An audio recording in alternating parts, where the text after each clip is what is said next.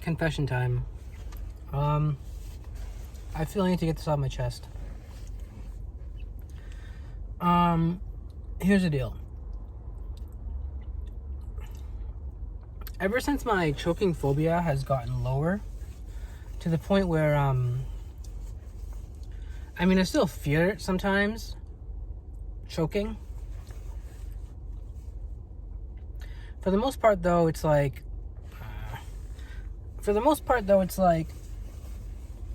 not that bad.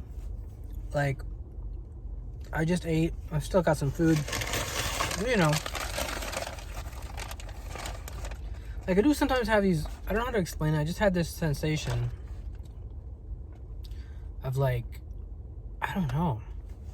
I think it was a good thing that just kind of happened through my body where, like, I was eating and my entire body kind of, like, came to attention. And, I thought I was choking. And, I wasn't. It's just really interesting, that sensation. It's a new sensation, different than, like, fearing I'm going to choke before I eat, during my eating, and after I've eaten. It's a different sensation. That's an all-encompassing sensation. The one I just felt is more like my body is like rising up. It's rising up to, I don't know, a higher state of something or other. So, okay, I don't know why I have this in my hand. I was gonna eat it on camera, then I realized I don't really want to do an exposure today. I do exposures on a daily basis. I eat. I just don't want to record one today. What I want to do is talk about why. Okay, this is deeply personal because I have family members that, may watch these videos. Probably not because they're not very popular. The point is, I'm going to say something that if my family knew would probably be a pretty big deal. I left Islam. And, I left Islam because I can't get over the fact that they hate gay people. I spent from about 2009 to 2020, right? That's 11 years studying Islam, in a way practicing Islam. There were some times where I kind of got misguided and started doing drugs during that time. For the most part, though, I was practicing Islam, studying Islam, thinking about Islam on a daily basis, so I can get closer to, God and everything.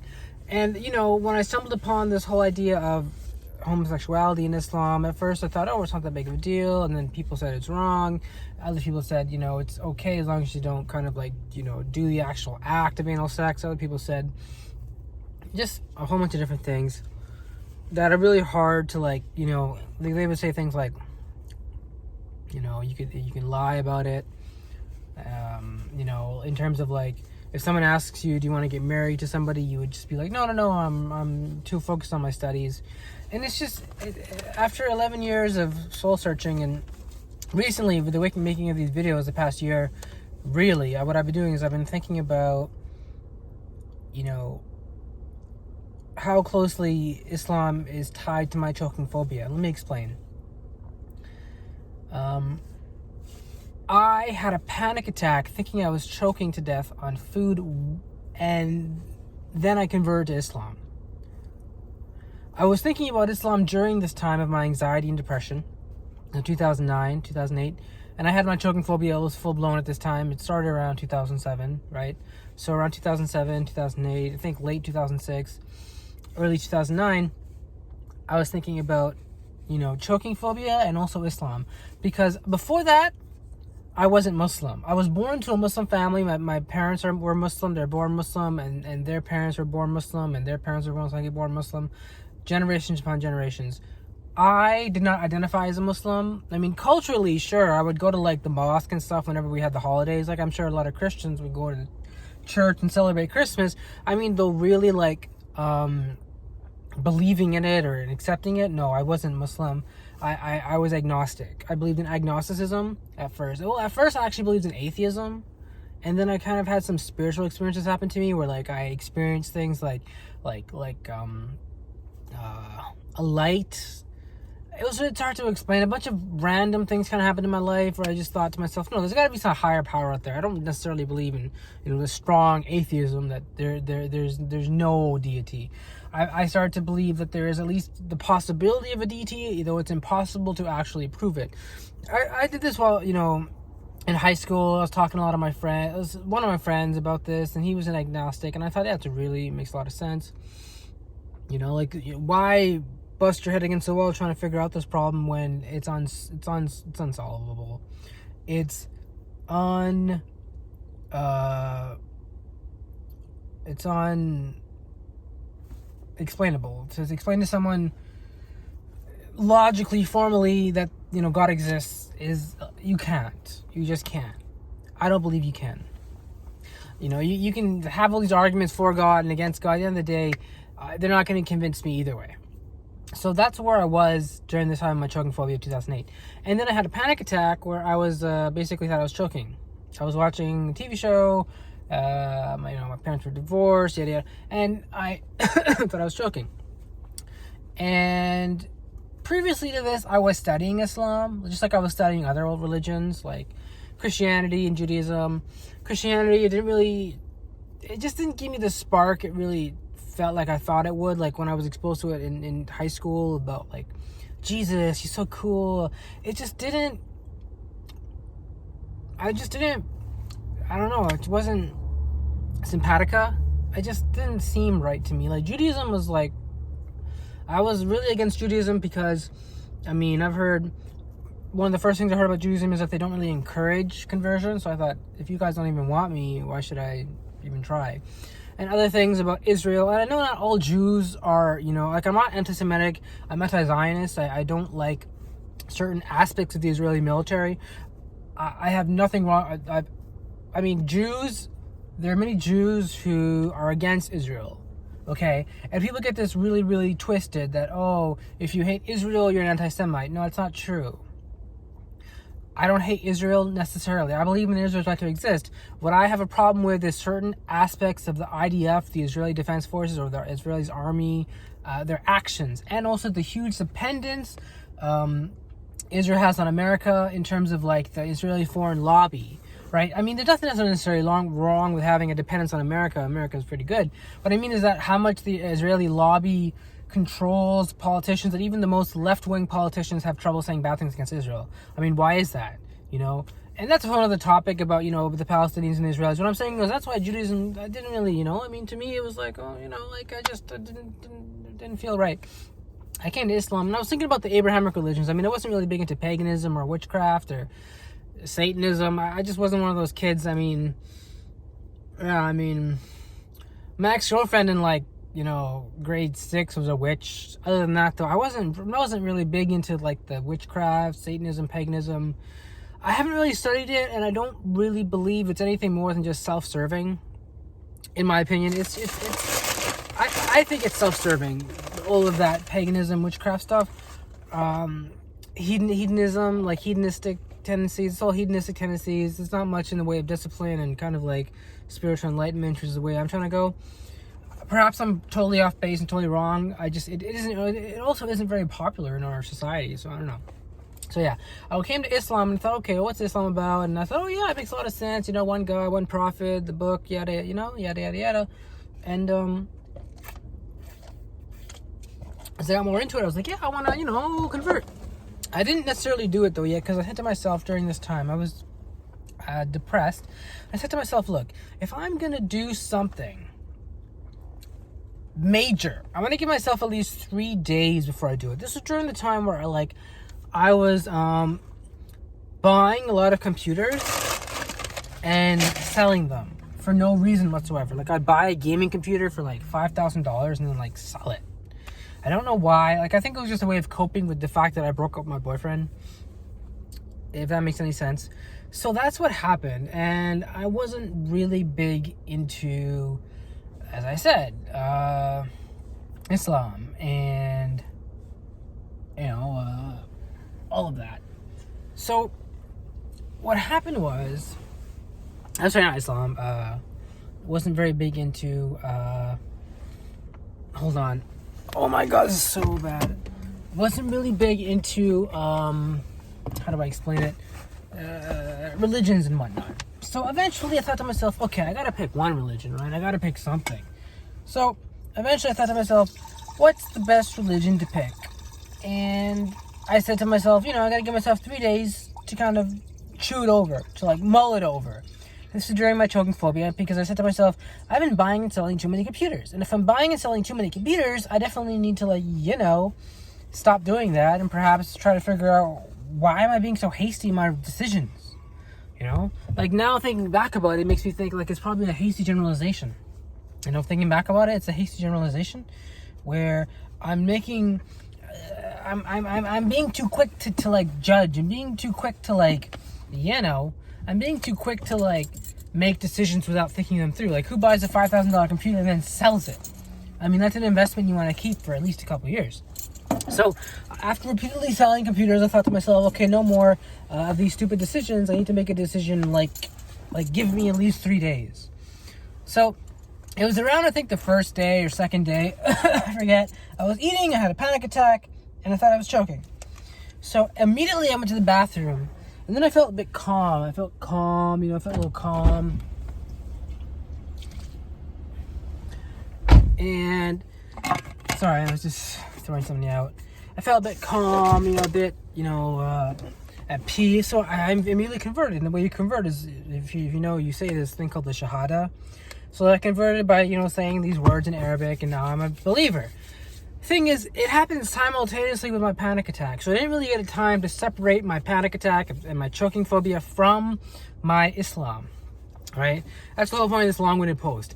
That my Islam, my religion, was closely closely linked to my choking phobia. So much so that I was having a choking phobia event, a choking phobia panic disorder, full-on panic attack, while thinking about Islam, and then immediately afterwards I converted to Islam. Immediately. There was no time. There was no, I'm going to wait a couple seconds, see what happened. It was immediately. It was like I thought I was dying. I thought I was dead. I was having probably a derealization experience, now that I come to think about it. Depersonalization. I was outside my body. I was thinking, okay, this is it. I'm dead. So might as well, believe in Islam, because I've been thinking about it and it makes so much sense. And when you're at that stage, like people who have choking phobia or panic disorders, they know you don't really think right. You don't really think correct. Your thoughts are like hurried. You're having freezing thoughts. You can't really, think straight. You're having, like what's having me right now. You have, because the car just pulled in. You're having like, brain freeze, right? You're having what people call brain farts. In reality, though, it's your brain. You get so anxious sometimes you just can't think. There's the fight mechanism, flight mechanism, and the freeze mechanism, which is what happens a lot with me nowadays, especially in terms of me trying to deal with my problems and talk about them. So that's what happened. I immediately converted to Islam, and so I thought to myself, as I converted to Islam, a neurosis, I don't know if I'm using that word correctly though, something developed within me that made me think that being Muslim will, solve my choking phobia. That's what kind of developed, that's what kind of happened. Instead of me actually using evidence-based therapy like exposure therapy, mindfulness, relaxation exercises, right, going to my calm place, looking at my anxiety before I do my exposure, and then doing an exposure and looking at my anxiety and seeing how much it comes down, stuff like that, being mindful and making psychology my number one priority. Instead of doing that, which is what I'm doing now, I developed this idea in my head that if I worshipped God enough, if I prayed enough, if I did enough good, basically brownie points to this deity, he would protect me from dying a horrible death of choking on food. Right? There's no evidence for that. There's no evidence for that. I just had to believe that on faith. When I was a Muslim, that's what I believed.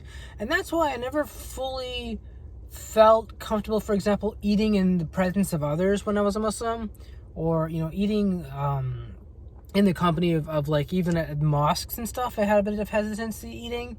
I just didn't feel comfortable because I didn't get to the root cause of my choking phobia. And the root cause of my choking phobia was the fact that I am bisexual. And, being a Muslim didn't help, right? So that's a secondary issue. Not only being someone who's Muslim and has choking phobia, also someone who's bisexual and Muslim. So after a year of doing my exposure therapy, and you've seen my exposures come down, my anxiety come down, you can see my YouTube videos about exposure. What happened was I basically said to myself, okay, fuck Islam. That's it. It's gone. Because that's what's causing the problem.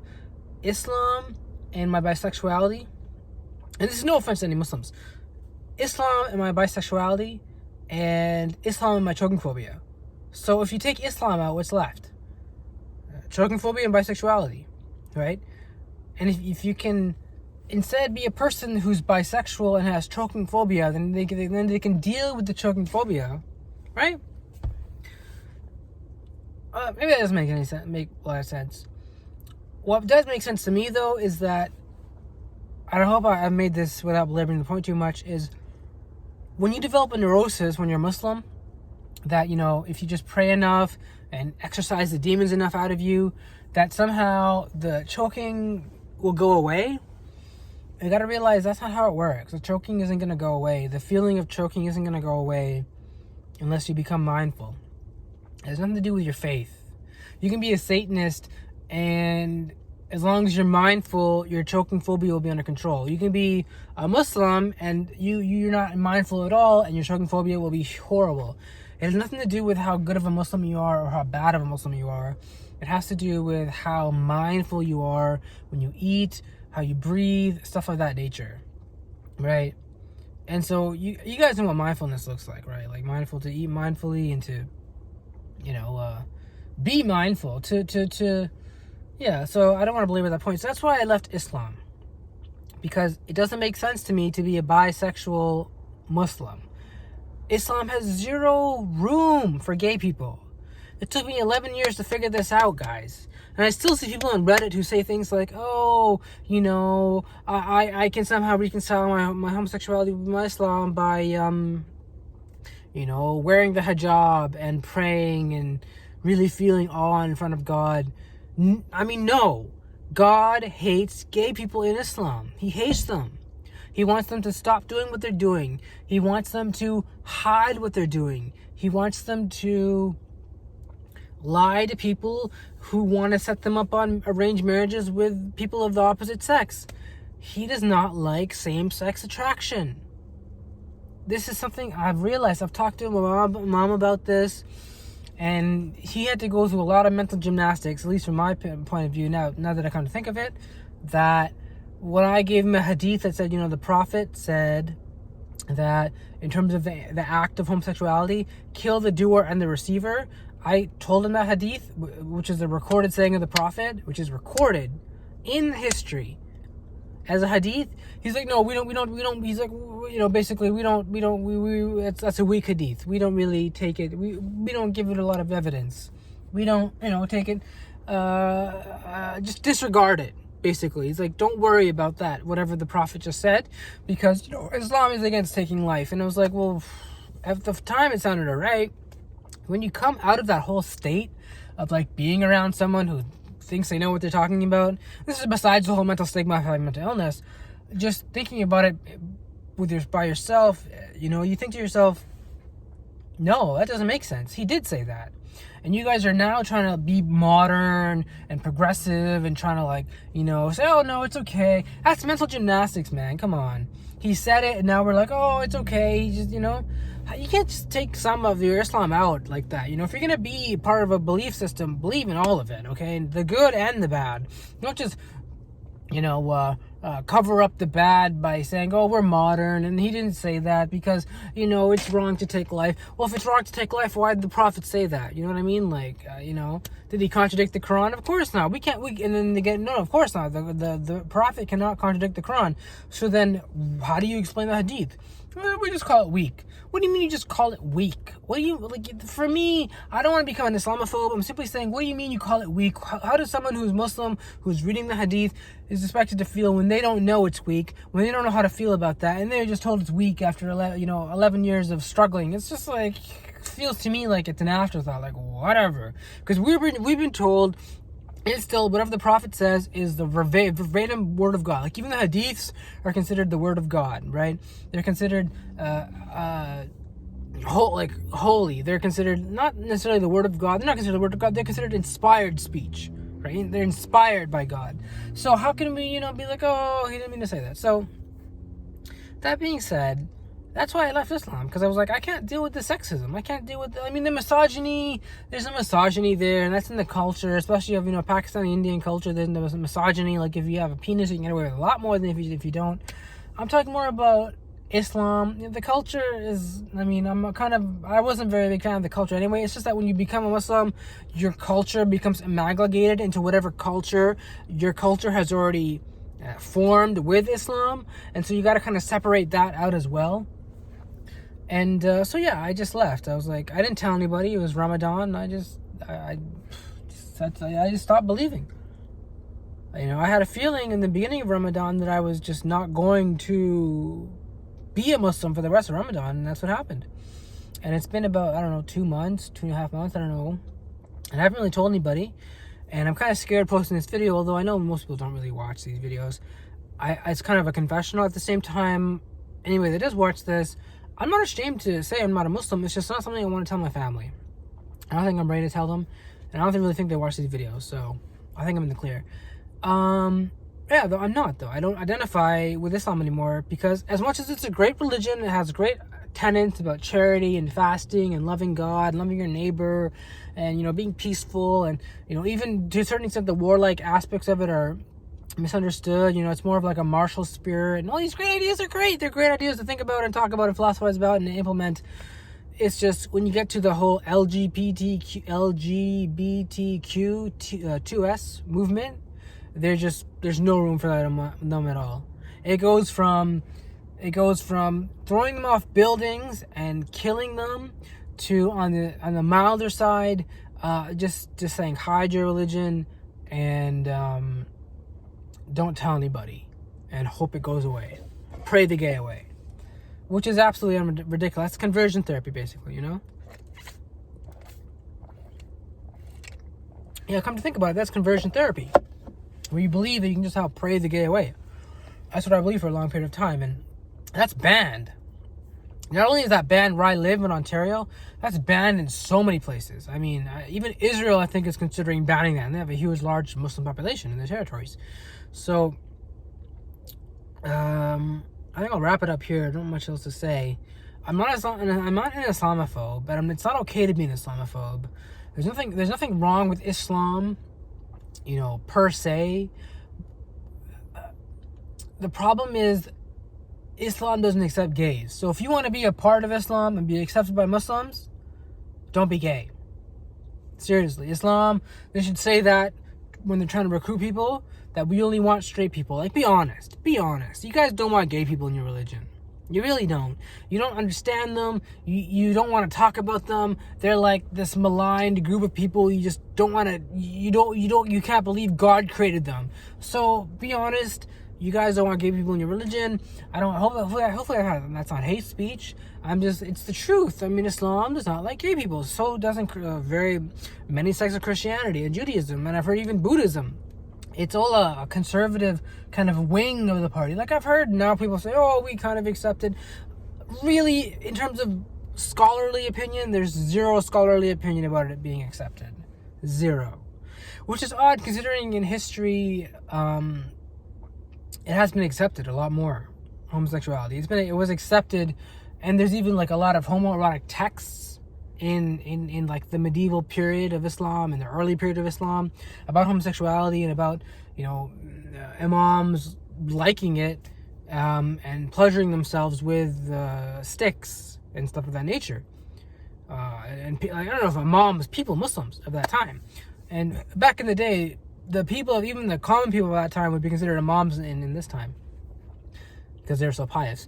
So I mean, that's what I'm saying. Like, these people, there is a tradition and of homoeroticism in Islam that's been kind of marginalized. No one wants to talk about it, and it's basically kind of gotten to the point where, ever since the Saudi Arabian movement started and the Wahhabis took over Saudi Arabia, they wanted to get rid of that because it's it's wrong. It's whatever you want to say. They're very puritanical. All of them are puritanical. They're all puritanical. All the sects, I don't want to get too much into it. I'm just gonna end it there. That's a bit muddled. I just want to end it with like kind of saying the whole point of this to wrap up. I left Islam because I can't, for the life of me, get over homosexuality in Islam. And also, I converted to Islam while having a choking phobia episode, and exposure therapy has helped me realize how important that moment in my life was. And that if I can just separate the Islam from my choking phobia, I can work on my choking phobia, and then I have one less thing to worry about, which is my Islam, because there is no evidence for Islam accepting gays. Really, there isn't. Like I mentioned a little bit here, it's not widely accepted. It's not, my therapist said in 40 years they'll accept it. I don't have time to wait 40 years. I waited 11, and that's more than I want to wait. So, all right. Hold on. One more thing I want to say. Don't be scared to do these things. Like, you've seen me, vulnerable in some of my videos. I've been crying. I've been thinking about, like, why does my mom hate me? Who left me during Islam? Who left me when I was being bisexual and all these things. These are all good things to happen. You become a better person because of it.